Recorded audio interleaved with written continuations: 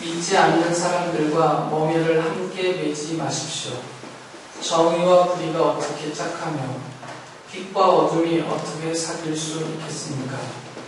그리스도와 벨리알이 어떻게 화합하며 믿는 자가 믿지 않는 자와 더불어 함께 차지할 몫이 무엇이며 하나님의 성전과 우상이 어떻게 일치하겠습니까? 우리는 살아계신 하나님의 성전입니다. 그것은 하나님께서 말씀하신 바와 같습니다. 내가 그들 가운데서 살며 그들 가운데로 다닐 것이다. 나는 그들의 하나님이 되고 그들은 내 백성이 될 것이다. 그러므로 너희는 그들 가운데서 나오너라. 그들과 떨어져라. 부정한 것을 만지지 말아라. 나 주가 말한다. 그리하면 내가 너희를 영접할 것이다. 그리하여 나는 너희의 아버지가 되고 너희는 내 자녀가 될 것이다. 나 전능한 주가 말한다. 그러므로 사랑하는 여러분, 우리에게는 이러한 약속이 있으니 육과 영의 모든 더러움에서 떠나서 자신을 깨끗하게 하며 하나님을 두려워하는 가운데 온전히 거룩하게 됩시다.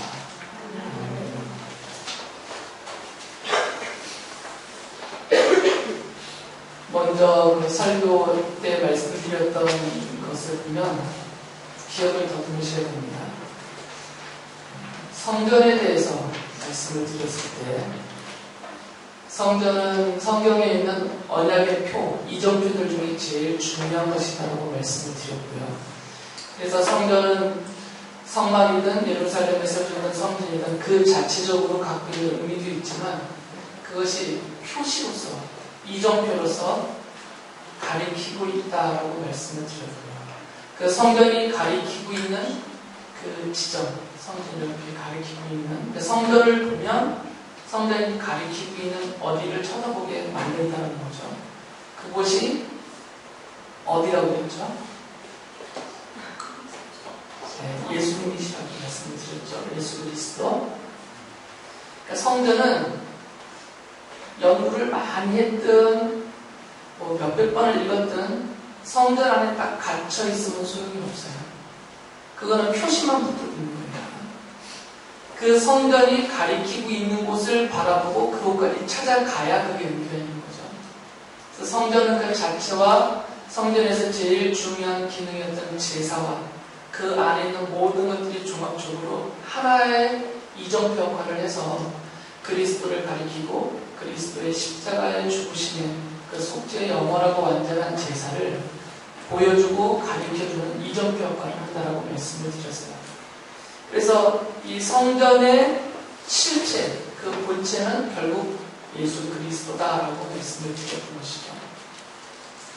그런데 성경을 보면 이 성전에 대한 이야기가 여기서 끝나지 않습니다. 그리스도에게서 끝나는 게 아니고 그 다음 단계의 성전에 대한 이야기가 또 있어요.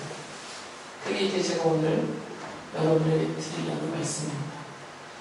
바울 사도가 쓴 서신들을 보면 바울은 이 성전이라는 것을 하나의 고정된 건물로 보지를 않습니다. 바울에게 있어서 이 성전은 하나의 인격체로 봐요. 인격체로. 그러니까 고정된 어떤 사물, 이런 건물이 아니라 살아있는 인격체라 이렇게 얘기해요. 그러니까 바울의 눈에서 구약의 성전은 이미 지워져 버렸고 그 성전의 본질이신 예수 그리스도 안에서 이루어진 그것을 바탕으로 해서 그 다음 단계로 성전이란 이것이다 하면서 보여주는 것이 있는데 그것이 바로 성도들이고 성도들의 공동체다라고 말을 합니다. 교회라고 말하면 충분하지가 않죠. 틀린 말은 아니지만 교회가 성전이다 이렇게 말을 하면 보충 설명을 꼭 하셔야 돼요. 왜냐하면 우리가 교회 그러면 눈에 보이는 건물로서의 교회를 먼저 생각하기 때문에 건물로서의 그런 교회를 성전이라고 말하면 이건 완전히 잘못된 설명이고요. 성도들의 믿음, 신앙 공동체로서의 교회를 말한다면 그것은 맞는 말입니다. 그래서 제가 이제 성전이 교회다라고 말씀을 지금부터 드릴 건데 이 건물을 생각하시면 안 되고요. 멋있는 예배당, 사실은 예루살렘에 있었던 성전보다 더 멋있는 예배당들이 지금 현대 많이 있습니다. 그런 걸 상상하시지 말고 믿는 성도들의 공동체, 이걸 교회라고 말할 때 그것은 성전과 같다. 성전이 그것을 가리키고 있다. 이렇게 받아들이시면 됩니다. 그래서 고린도전서 3장 16절, 17절 보면 사도 바울이 이렇게 말씀을 하세요. 여러분은, 지금 고린도 교회 교인들에게 편지로 써서 하는 말입니다. 여러분은 하나님의 성전이며 하나님의 성령이 여러분 안에 거하신다는 것을 알지 못합니까? 누구든지 하나님의 성전을 파괴하면 하나님께서도 그 사람을 멸하실 것입니다. 하나님의 성전은 거룩합니다. 여러분은 하나님의 성전입니다. 라고 말해요. 여기서 말하는 여러분은 고린도 교회 교인들이에요. 그러니까 바울은 한 개인을 성전이라고 말하지 않았고요. 고린도 교인 전체를 성전이라고 말했어요. 그래서 여러분이라고 수용했었죠. 너는 이렇게 말하지 않고 고린도 교회 교인들의 공동체, 그 교회 공동체 자체를 성전이라고 말했어요.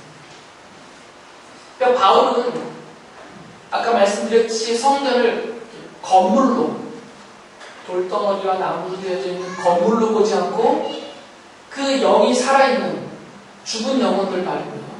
그리스도 안에서 하나님의 자녀로 새 생명을 얻고 살아난 그 영이 살아있는 영적인 실체가 있는 그런 성도들의 공동체를 성전이라고 부르는 것이죠. 저번에 설교 때 말씀드렸듯이 성전이 성전일 수 있는 가장 중요한 요인은 뭐죠? 왜 모세 시대에 이스라엘 진 한가운데 세워놨던 그 천막을 왜 성막, 거룩한 성막이라고 불렀고 예루살렘에 세워놓은 성전, 그 건물을 왜 거룩한 건물을 성전이라고 불렀어요? 그 요인이 뭐예요? 하나님이 거기 계시기 때문에. 하나님이 거기 계시면 그곳이 거룩해지는 거죠. 그래서 미디안 광야에서 모세가 호렙산에 있는 그 불을 보고 올라갔을 때 하나님이 모세에게 신을 벗으라고 했어요. 내가 서 무슨 거룩한 곳이다. 거기 사실은 그냥 산일 뿐이야. 그냥 산인데 뭐 본질이 다른 건 아닙니다. 그냥 흙과 돌덩어리들이 있는 산인데 그곳이 거룩한 땅이 되는 이유는 하나님이 거기에 임하셨기 때문입니다. 마찬가지로 이스라엘의 진에 뭐 거의 200만 명이 움직였으니까 수많은 천막이 있었는데 그 천막 중에 한 가운데에 있는 천막이 거룩한 천막이 되어서 성막이라고 불려줄 수 있었던 것은 하나님이 거기 안에 있는 지성소에 임재하셨기 때문입니다. 예루살렘에 세운 이 성전은 사실 솔로몬이 세운 자신이 세운 궁전보다도 못해요. 보실 것 없어요. 훨씬 자주보다 크게 지었으니까. 그럼에도 불구하고 솔로몬의 궁전이 거룩하다 하지 않고 이 성전을 거룩하다라고 하는 이유는 하나님이 거기에 임재하셨기 때문입니다. 자, 성전이 성전이 될 수 있는 가장 중요한 요인은 하나님의 임재입니다. 하나님이 거기 계십니다. 바울은 이렇게 보는 것이죠. 왜 교회 공동체를 하나님의 성전이라고 부르냐면 하나님이 그 교회 공동체를 구성하고 있는 성도 개개인에게 임하셨고 그들과 함께하고 계시고 이 하나님이 함께하고 임하고 있는 성도들의 영적인 공동체로 모임 자체 속에 하나님이 계시기 때문에 하나님의 임재가 있기 때문에 그곳을 성전이라고 부르는 거죠. 이미 예루살렘 성전은 파괴되고 지상에서 사라졌습니다. 그건 더 이상 성전이 아닌 것이죠. 에스겔서를 보면 하나님의 영광이 예루살렘 성전에서 떠나는 광경을 보여주세요. 처음에 솔로몬이 성전을 짓고 하나님 앞에 봉헌할 때 하나님의 영광이 성전에 임하여서 누구든 보고 다 알 수 있게 하나님이 여기 계시구나라는 증거를 보여주셨어요. 눈으로 보고 알 수 있도록. 그런데 그 하나님의 영광이 이 예루살렘 성전을 떠나버리시니까 이 예루살렘의 한가운데 세워졌던 성전은 더 이상 성전이 아니라 그냥 멋진 건물에 불과하게 된 것이죠. 그냥 건물로밖에 서 있지 않기 때문에 결국은 바벨론의 군대가 쳐들어오니까 무너질 수밖에 없습니다. 하나님이 거기 계실 때는, 성전으로 계실 때는 아시리아가 쳐들어오든 모압, 암몬이 쳐들어오든 누가 쳐들어오든 간에 근접할 수가 없었어요. 하나님이 거기 계셨기 때문에. 그러나 하나님이 떠나버리시니까 성전은 더 이상 성전이 아니라 그냥 하나의 건물로 장가간 것이죠. 그러니까 성전이 성전일 수 있는 이유는 하나님이 거기 계시다. 하나님의 임재, 이것이 곧 성전의 요인인 것이에요. 스테반 집사님이 사도행전 7장 48절에서 이런 말을 합니다. 그런데 지극히 높으신 분께서는 사람의 손으로 지은 건물 안에 거하지 않으십니다. 라고 말합니다. 바울 사도도 사도행전 17장 24절에서 같은 말을 합니다. 우주와 그 안에 있는 모든 것을 창조하신 하나님께서는 하늘과 땅의 주님이시므로 사람의 손으로 지은 신전에 거하지 않으십니다. 라고 말합니다. 처음부터 하나님은 사람이 지어놓은 건물 속에 계실 생각이 없었던 것이죠. 원래 하나님은 거기에 임재하셔서 그 건물 안에 갇혀 계시려고 하셨던 분이 원래 아니다 그 말이에요. 그런데 이 성전은 모형이잖아요. 이정표고 상징적으로 가리키는 하나님의 계시이기 때문에 그것을 보여주기 위해서 하나님이 잠시 여기 계시다라는 증거로서 보여주는 거예요. 그러니까 하나님이 정말 계시고 싶었던 곳은 어디냐면 이스라엘 백성 한가운데다 그 말이에요. 그것을 레위기 26장 11절 12절이 얘기해 줍니다. 하나님이 하시는 말씀. 너희가 사는 곳에서 나도 같이 살겠다. 나는 너희를 싫어하지 않는다. 나는 너희 사이에서 권해겠다. 나는 너희의 하나님이 되고 너희는 나의 백성이 될 것이다. 에스겔 선지자도 37장 27절에서 이렇게 말합니다. 내가 살 집이 그들 가운데 있을 것이며 나는 그들의 하나님이 되고 그들은 내 백성이 될 것이다. 라고 말합니다.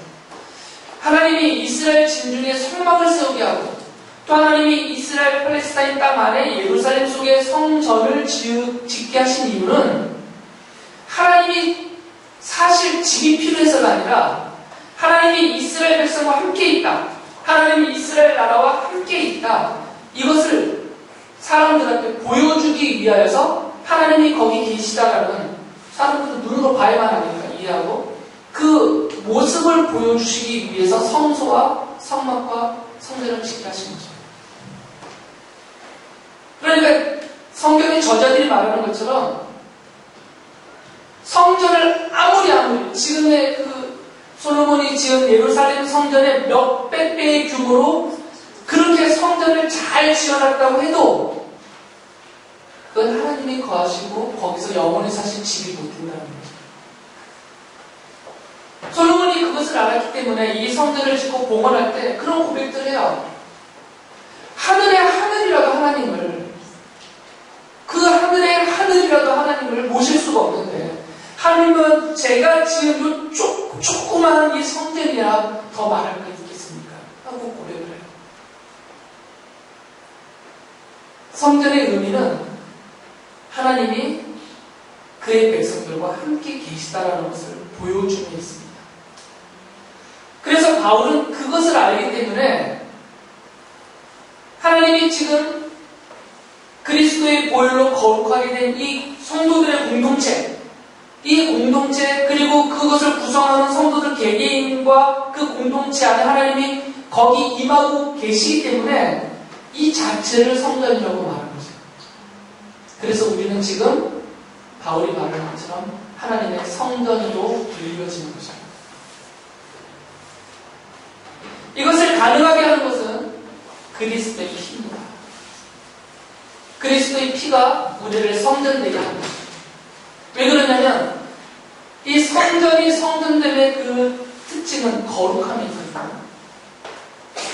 거룩해야 성전이라고 불려주셨어요. 거룩해야만. 그런데 우리는 본래 거룩한 존재들이 아니잖아요.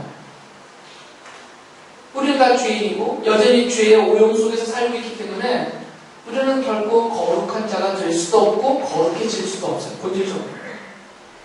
그러니까 우리는 성전이 될 자격이 없는 자들이죠. 원래는. 그랬던 우리가 성전이 될 수 있는 이유는 하나님이 임재하실 수 있는 거룩한 처소가 될 수 있는 이유는 그리스도의 피입니다. 그리스도의 피가 우리의 모든 죄를 다 씻으셨기 때문에.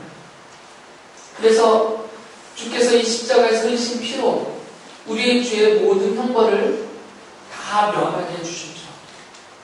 실제로 우리가 죄는 짓더라도 내가 지은 죄에 대한 그 하나님의 진노와 형벌을 그리스도가 대신 받고 죽으셨기 때문에 그 흘리신 피가 내가 생명을 잃고 흘려야 될 피를 대신하는 피가 되었기 때문에 우리는 마치 하나님이 보시기에는 죄가 하나도 없는 자처럼 그렇게 보여진다는 거죠.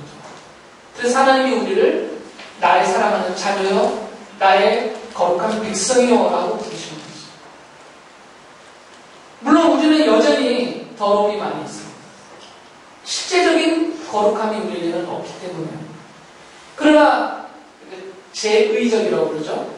그리스도가 하나님 앞에서 우리를 대신해서 죽으심으로 우리의 죄가 다 가려지고 용서되는 그 자체를 통하여서 하나님이 우리를 보실 때는 깨끗하게 보이시는 거죠. 우리의 더러움을 안 보시는 거죠. 이미 다 용서하셨기 때문에. 아이들이 속색일 때 부모들은 그 아이들을 왼수라고 여기죠. 그런데 그 아이들에게 또 밥을 줍니다. 또 아이들을 이뻐하고 사랑해 줍니다. 그 왼수덩이들을. 왜 그러겠어요? 마음속에 다 용서가 되기 때문에. 아이들이 개과 천선해서가 아닙니다. 애들이 천사가 돼서가 아니에요. 여전히 그래요. 똑같은 모습. 너무 바뀌었습니다. 어느 친구들은 다 그렇습니다. 그럼에도 부모들은 그 아이들을 사랑하고 그 아이들을 위해서 헌신을 해요. 그 이유는 뭐냐면 다 지난 거로 여기가 안 보이는 거죠. 아이들의 허물이. 이미 부모들의 마음속에서는 이미 다 용서가 되어버렸기 때문에 하나님이 그것을 부모들의 마음으로 우리를 설명해 줍니다.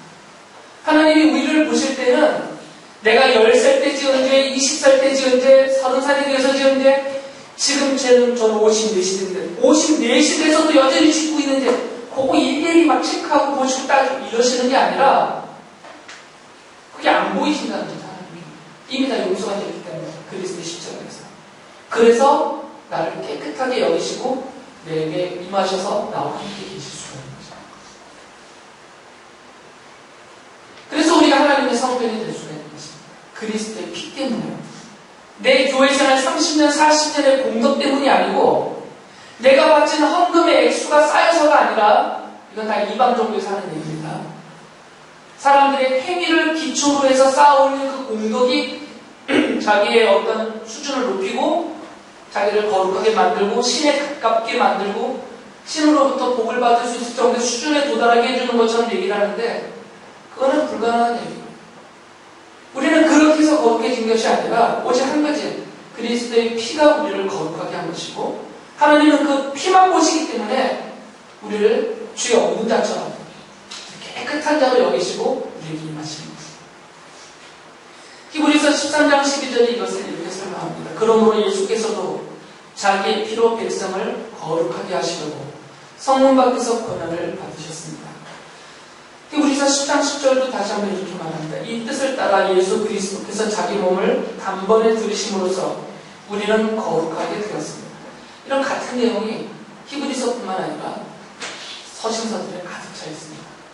우리는 이미 거룩하게 된 자예요. 하나님이 보시기에는 내가 볼 때는 아직도 형편없지만 그래서 여러분이 스스로 내가 하나님의 성전이다라고 스스로 불려지는 것에 대해서 주저할 필요가 없다는 거죠. 아니, 내가 무슨 성전이냐 이렇게 말하면 그리스도의 십자가를 뽑아 없애버리는 것이다. 부끄러워하지 마시고 주저하지 마시고 머뭇거리지 마시고 나는 거룩한 하나님의 성전이다라고 자신있게 말을 해야 돼요. 이것을 인정을 하고 이것을 적극적으로 고백을 해야 돼요. 그것이 그리스도의 이 십자가를 더 높이 세우는 것이고 이것을 믿고 의지하는 참된 신앙인 것입니다. 겸손한 척하면 안 됩니다. 사실은 우리는 겸손하지 않습니다. 나 같은 자가 이런 생각하시는 거예요. 그건 불신앙에 가까운 표현이에요. 비록 내가 여전히 끔찍 당당하게 이것을 말해야 됩니다. 비록 내가 여전히 이 죄악 가운데 못된 생활의 습관을 완전히 떨쳐버리지 못하고 이렇게 죄를 짓고 어둠과 짝하고 살지만 그러나 나는 그럼에도 불구하고 하나님이 거하시는, 그리고 하나님이 기뻐하시는, 하나님이 함께 계시는 하나님의 거룩한 성전입니다라고 고백을 해요. 이게 진짜 믿음입니다. 괜히 빼면서 겸손한 척하면서 저 같은 게 뭐 이러는 것은 믿음 없는 믿음입니다. 당당한 말씀을 하십니다. 근데 여기서 한 가지 더 생각해야 될 게 뭐냐면 이 바울이 말하고 있는 성전으로서의 이 교회와 교회 공동체는 그 거룩함이 이중적이에요. 첫째는 좀 전에 말씀드렸듯이 이미 거룩해졌다라는 것을 말하죠. 바울이 우리를 거룩한 하나님의 성전이다라고 말할 때 첫 번째로 말하는 것은 이미 우리는 거룩해졌다. 이미 우리는 아예 거룩한 자가 되었다.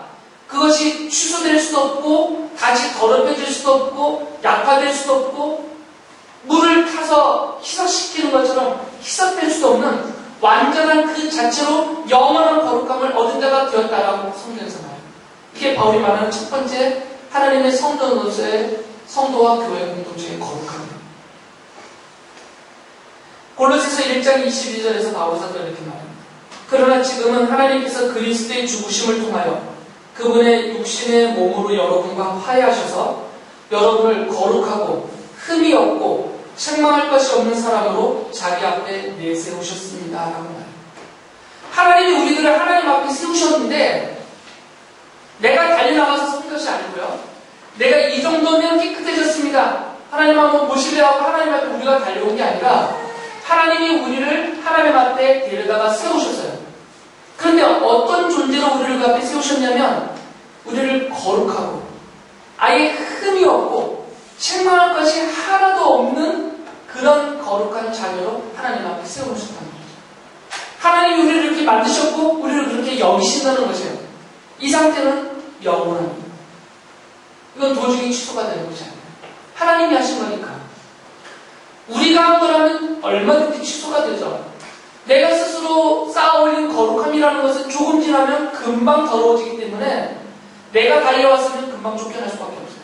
그러나 하나님이 나를 그렇게 세우셨기 때문에 하나님이 무한하시고 불변하시고 완전하신 그 섭리의 손길로 하신 일이기 때문에 이것은 한번 하나님이 하신 것은 영원한 것이에요. 우리를 거룩하게 하셨으면 그것은 영원한 거룩함이죠. 한번 우리를 하나님의 거룩한 자녀로 삼으셨고 흠이 없고 책망할 것이 없는 자로 세우셨다면 그냥 그 상태로 영원히 가는 것이에요. 하나님 나라까지 하나님이 이렇게 우리를 여기신다는 거예요. 그러니까 이미 거룩해졌다. 이게 첫 번째. 그래서 고린도전서 1장에서 고린도 교회에게 편지를 보낼 때 이렇게 썼어요. 바울이 고린도에 있는 하나님의 교회에 이 편지를 씁니다. 그리스도 예수 안에서 거룩하여지고 성도로 부르심을 받음이라고 말해요. 이미 되어진 사실이라는 거죠. 여러분에게 문안드립니다. 그러니까 바울은 이미 다 되어진 사실로 여겨요. 이미 얻은 거룩함입니다. 그런데 바울이 쓴 편지들을 보면 또 두 번째로 하는 얘기가 있어요. 그게 뭐냐면 이미 이 거룩해진 성도들은 이미 거룩한 하나님의 성전으로서 이 교회 공동체는 하나님이 거기에 임재하시기 때문에 거룩함을 유지해야 된다라고 표현을 하죠. 이유는 하나님이 거기 계시기 때문이에요. 하나님이 오시도록 자리를 깨끗하게 치우라는 게 아니라 하나님이 이미 오셨기 때문에 하나님이 이미 거기 계시기 때문에 그 거룩함을 유지하고 이것을 더럽히지 말라는 거죠. 고린도서 5장 17절 보면 이렇게 바울이 말해요. 누구든지 그리스도 안에 있으면 그는 새로운 피조물입니다. 옛것은 지나갔습니다. 보십시오. 새것이 되었습니다. 하나님의 성도들을 새것으로 만들어놨어요. 새것으로 만들어놨으니까 이제 그 새것으로 만들어진 자신을 잘 유지하라 이 말이에요. 구약의 성전을 보면 하나님이 그 성전에 임재하신 모습을 보여줬어요. 빽빽한 구름으로 성전이 덮이고 그 안에서 찬란한 광채가 빛나는 하나님의 영광이 드러났죠. 그것을 보고 그 하나님의 임재의 상징적인 표현들을 백성들이 보고 어떻게 했냐면 회개하고 자기의 몸을 씻고 죄를 고백하고 모든 더러운 것을 마음으로부터 몸으로부터 자기들의 백성들의 진사로부터 다 벗어버렸어요. 스스로를 거룩하게 했다는 거죠. 하나님이 거기 계십니다. 그 하나님 앞에 나와 예배하고 하나님을 만나고 하나님으로부터 받을 은혜와 그 축복을 얻기 위해서라도 이들은 하나님의 임재가 계속해서 그들 가운데서 역사하시는 모습을 보면서 스스로를 더 거룩하게 만들어갔던 것이죠. 지금 바울 사도가 말하는 것은 이것입니다. 아직 하나님이 안 오셨는데 하나님이 오실만 하도록 나 자신과 교회 공동체를 깨끗하게 거룩하게 치워라 이 말이 아니라 하나님이 이미 거기 임하셨기 때문에 성막과 성전의 하나님의 영광이 이미 임하셨기 때문에 이스라엘이 스스로를 거룩하게 한 것처럼 우리들도 하나님이 이미 우리 가운데 임하셨기 때문에 교회 공동체에 임하셔서 우리를 거룩한 하나님의 성전으로 삼아주셨기 때문에 우리 스스로의 거룩함을 힘써서 유지하라 이렇게 말하는 거예요. 만약에 우리 문등하리 교회에 시진핑 주석이 방문을 한다 그러면 우리가 어떻게 될까요? 저 입구까지 청소해야 돼요. 이 건물은 둘째치고 저 입구에서 깨끗이 치우고 더러운 거 다 치우고 지금처럼 이렇게 더럽게 놔두겠어요? 아니 문등 정부가 그렇게 하겠어요? 와서 다 해주지?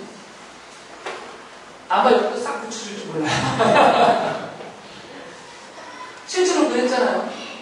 웨이하이나 뭐 청도나 이런 데 국가의 주석이나 귀빈들이 오면 막 간판이 다 바뀌었잖아요. 싹.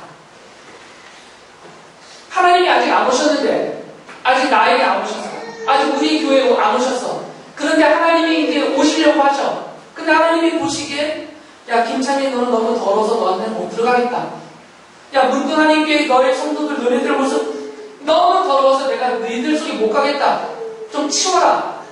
그 소리 듣고 불이나게 치우는 게 아니라 내가 더러움에도 불구하고 나를 거룩하게 여기셔서 하나님이 이미 내 안에 오셨기 때문에 이미 우리 교회 공동체 하나님이 오셨기 때문에 그 하나님과 함께하는 삶으로서 우리 자신의 거룩함을 유지해야 된다 이거죠. 이스라엘 백성들이 그렇게 했던 것처럼 그래서 하나님이 하시는 말씀이 있어요. 떠나라.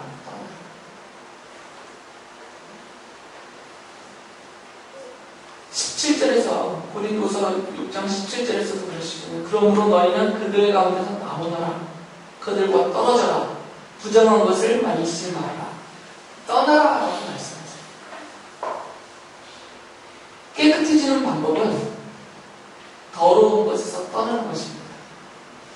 다른 표현으로 하면 더러운 것을 제거하는 만큼 깨끗해지는 거죠. 저희 팀 얘기를 해서 좀 죄송한데요. 청소를 열심히 하고 나는데 똑같아요. 어수선하고 이렇게 정돈 안 되는 게 똑같아요. 정말 청소를 열심히 하고 열심히 정돈했는데 하고 나도 별로 달라보이지가 않아요. 헛고생한 것 같고.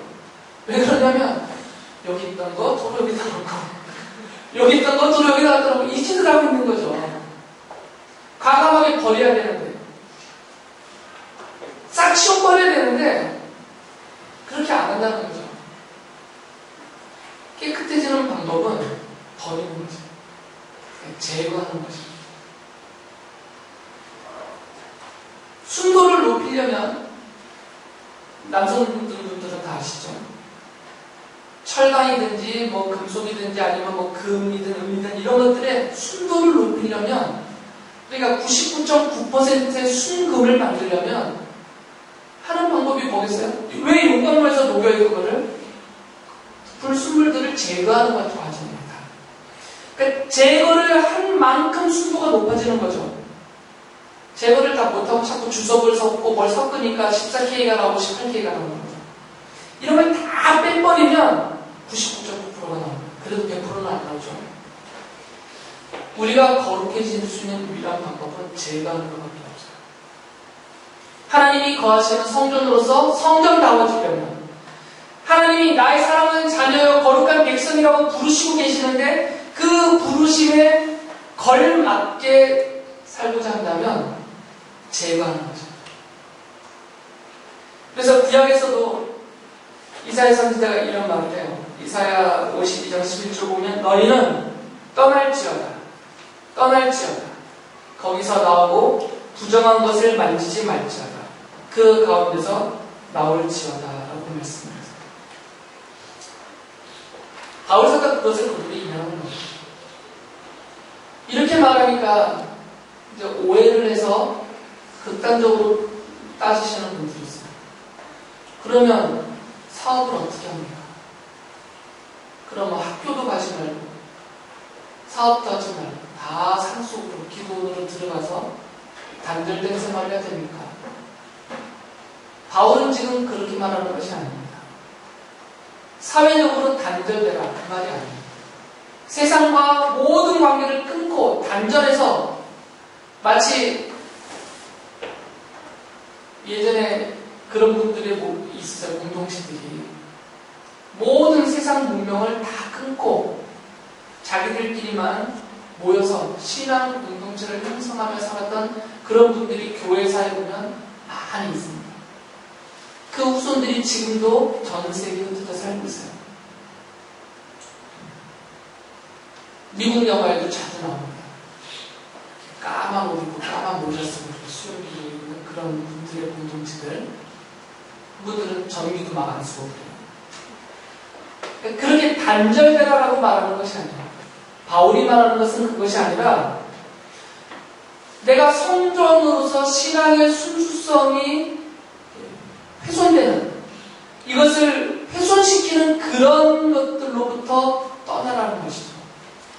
다시 말하면 성도가 성도답게 되어지는 것을 방해하는 요인들로부터 떠나라 그 말이에요.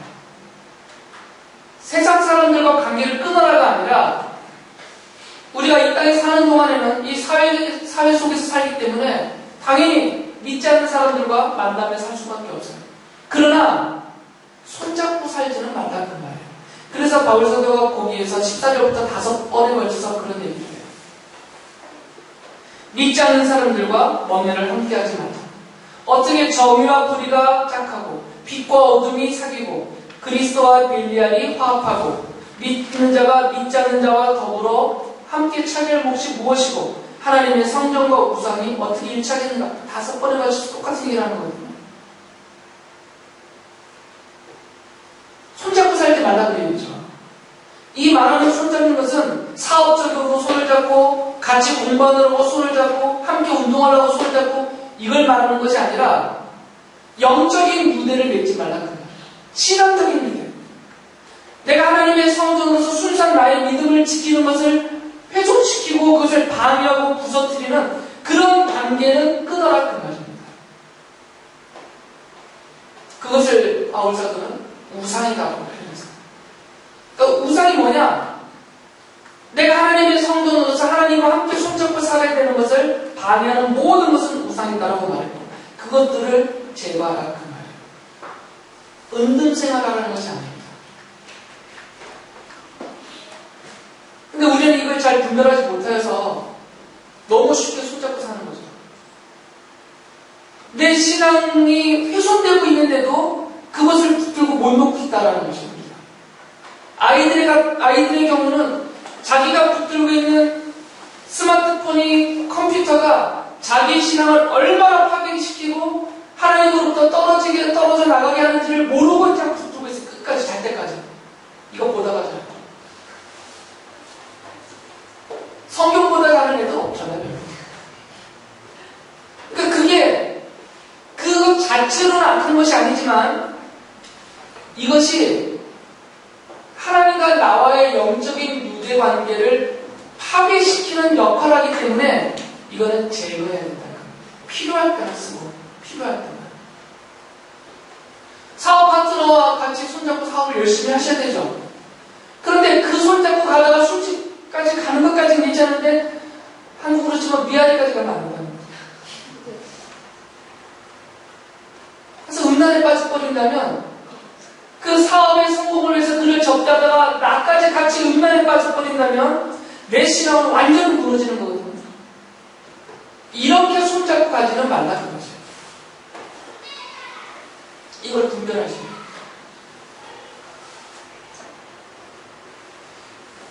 저도 직장 생활을 오래 했기 때문에 직장 생활을 하면서 신앙의 순수성을 지키는 것이 얼마나 어려운지를 잘 알아요. 그렇더라도 애를 쓰시라고. 그렇더라도. 그래서 바울 사도 얘기는 그거예요. 하나님의 성전이 되었으니 성전답게 살자 그 말이에요. 그것은 더럽게 하는 것을 제거하고 거룩함을 유지하고 애써라 그 말이에요. 그래서 육과 영의 온갖 더러운 것에서 자신을 깨끗하게 하자라고 말해요. 그러니까 바울은 어떤 육체적인 것만 말하지 않고 영적인 것까지 다 말해요. 우리의 생각을 뺏어가고 우리의 마음을 뺏어가고 내 영혼의 모든 것까지 쏙쏙 뺏어가는, 그래서 하나님으로부터 떨어지게 하는 그것들을 제거하는 거예요. 바울이 방법을 가르쳐 줍니다. 어떻게 이것이 가능한가? 하나님을 두려워하라. 하나님을 두려워하다 보면 이렇게 될 수 있다는 거예요. 하나님을 두려워하는 얘기는 이게 뭐냐면 좀 공포영화를 말하는 게 아니라 하나님이 보고 계시다는 것을 잊지 말라는 거죠. 하나님이 내 안에 계시고 하나님이 우리 교회 공동체 안에 계시면서 그 하나님이 나를 보고 계시고 내게 원함을 갖고 기대하고 계시다. 이것을 알라 이거죠. 이것을 계속해서 매 순간 기억할 수만 있다면 잠언과 전도에서 나를 하나님을 경외하는 그 두려움을 갖고 거룩해질 수가 있다. 우리가 이제 이것을 생각 안 하니까 나를 보고 계시는 내 안에 계시는 하나님을 잊어버리고 사니까 이게 어렵다는 거죠. 그래서 방법이 바울이 그것을 방법으로 주는 거죠. 여기까지만 말하면 이게 참 고된 일로 그냥 무거운 짐으로 끝나요. 그런데 바울은 뒤에서 무슨 얘기를 하냐면 이건 쉬운 일이 아니다. 좋은 일이다. 왜 그러냐면 하나님의 약속이기 때문에. 그러면서 약속 3가지를 말했어요. 지금 본문에서. 3가지가 뭐냐면 내가 그들 가운데서 살며 그들 가운데로 다닐 것이다 라는 약속이 있어요. 하나님은 우리들을 하나님의 성전으로 삼으셨고 우리 가운데서 아예 사세요. 그리고 우리 가운데서 아예 거닐며 즐거워하세요. 그 얘기는 약속입니다. 하나님이 우리 하나님이 되셔서 우리를 거처로 삼으셔서 우리를 기뻐하시면서 하나님께서 우리에게 베푸시겠다 그 말이죠. 두 번째 약속은 내가 너희를 영접할 것이다 라고 말하는 거예요. 에스겔서 20장 41절에 이런 말씀이 있어요. 내가 여러 민족 속에서 너희를 데리고 나오며 너희가 흩어져 살던 그 모든 나라에서 너희를 모아올 때 나는 아름다운 향기로 너희를 기쁘게 맞이하겠다. 하나님이 우리를 기쁘게 여기시고 우리를 기쁘게 맞이하시겠다는 얘기예요. 우리를 절대 버리지 않으시고 부끄러워하지 않고 떠나지 않고 늘 우리와 함께 하시면서 나를 사랑스럽게 항상 안고 가시겠다 그 말이에요. 우리가 이 약속을 믿고 이 거룩함에 힘쓰면 이것이 더 풍성해진다 그 말이에요. 세 번째로는 나는 너희의 아버지가 되고 너희는 내 자녀가 될 것이다 라고 말씀합니다. 이 약속의 근거는 당연히 사무엘하 7장 14절에 다윗에게 한 나단의 예언 속에 있는 말씀입니다.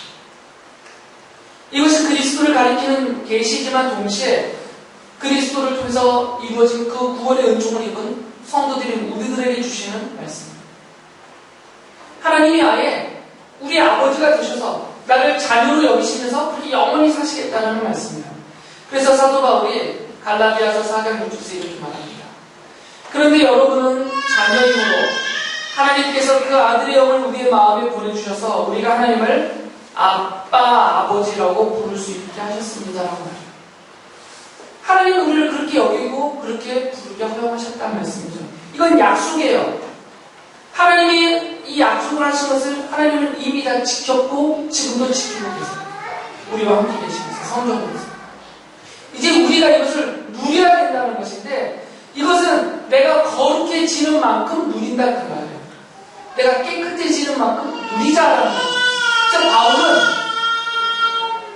거룩하게 깨끗하게 해야 하나님이 오신다라는 이런 관점이 아니라 이미 하나님이 오셨고 우리를 거룩하게 하셨고 우리를 선변 삼으셨으니까 우리가 스스로를 도덕적으로 실제적으로 거룩하게 함으로써 이 하나님의 약속을 더 풍성히 누리며 살자 그런 말씀입니다. 거룩함을 말할 때는 자꾸 추상적인 거룩함만을 생각합니다. 근데 바울 사도가 계속해서 반복해서 강조하는 것은 실제적인 거룩함입니다. 이 실제적인 거룩함은 도덕적으로 나타나게 되어 있습니다. 이런 도덕적이고 실제적인 거룩함을 우리가 힘쓸 때 하나님의 약속이 우리 안에서 더 풍성하게 누려지는 거죠. 이미 하나님은 여러분과 함께 계시고 여러분을 하나님의 성전으로 삼으신 것을 즐거워하시고 성전된 여러분 안에 계셔서 거기서 사시면서 우리들을 더 풍성한 자녀의 삶으로 나오도록 이끌고 계십니다. 이것을 믿고 감사하면서 우리도 하나님이 주시는 힘으로 말씀의 깨우침을 받고 도우침과 인도하심을 받으면서 더럽게 하는 것들을 제거하고 거룩한 자녀의 삶을 힘쓰실 때 여러분의 삶에서 그 성전됨의 영광이 그 풍성케 하시는 하나님의 은총이 넘치는 삶이 되시길